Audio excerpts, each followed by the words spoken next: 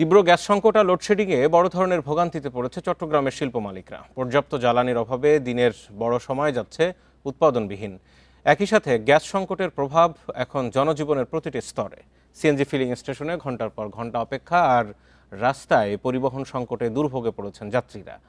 বাসাবাড়িতেও চলছে রান্নার গ্যাসের চরম ভোগান্তি।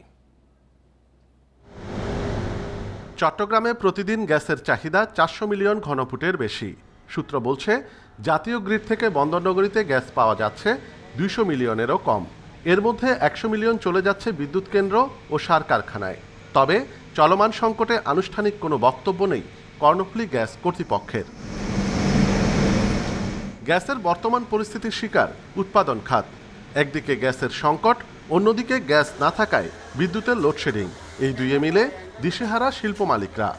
একটা ভঙ্গুর অবস্থা থেকে এখানে আসছে, ইউ হ্যাভ টু অ্যাডমিট ইট। হ্যাঁ, আমরা তো এটা কোন গভর্নমেন্টকে আমি এসব নিয়ে কথা বলতে চাই না, because I am not in the politics, but it has to be corrected, it has to be changed, it has to be redefined. এদিকে উৎপাদন কমে যাওয়ায় সংকটে রপ্তানিমুখী খাত। নির্দিষ্ট সময়ে পণ্য জাহাজীকরণ নিয়ে তৈরি হয়েছে শঙ্কা। যে ক্রেতার সাথে যার চুক্তি থাকে, সেই চুক্তি অনুযায়ী যদি সে পণ্যটা যদি না পায় এবং সে যদি তার বাজার যে সরবরাহর যে সময় শিডিউলটা নির্ধারিত করা থাকে, সেই সময়টা যদি সে ধরতে না পারে, তাহলে কিন্তু ক্রেতা এবং বিক্রেতা দুজনেই কিন্তু একটা বড় ক্ষতির সম্মুখীন হওয়ার সম্ভাবনা আছে। কারখানার পাশাপাশি গ্যাস সংকটে বাসাবাড়িতেও জ্বলছে না রান্নার চুলা। প্রতিটি সিএনজি ফিলিং স্টেশনের সামনে গ্যাসের জন্য কয়েক কিলোমিটার দীর্ঘ যানবাহনের সারি। সিএনজি চালিত যান সংকটে শহরের বিভিন্ন মোড়ে দীর্ঘ সময় অপেক্ষা বেড়েছে যাত্রীদের।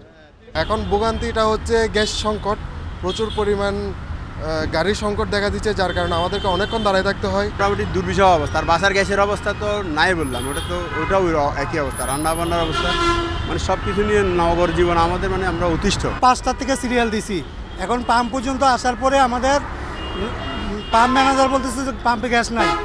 এলএনজি সরবরাহ ব্যাহত হওয়ায় পর্যাপ্ত গ্যাস না পেয়ে পূর্ণ সক্ষমতায় বিদ্যুৎ উৎপাদন হচ্ছে না চট্টগ্রামের বেশ কয়েকটি কেন্দ্রে। ফলে শহরের অধিকাংশ এলাকায় বেড়েছে লোডশেডিং। অনুপম শীল, ইন্ডিপেন্ডেন্ট নিউজ, চট্টগ্রাম।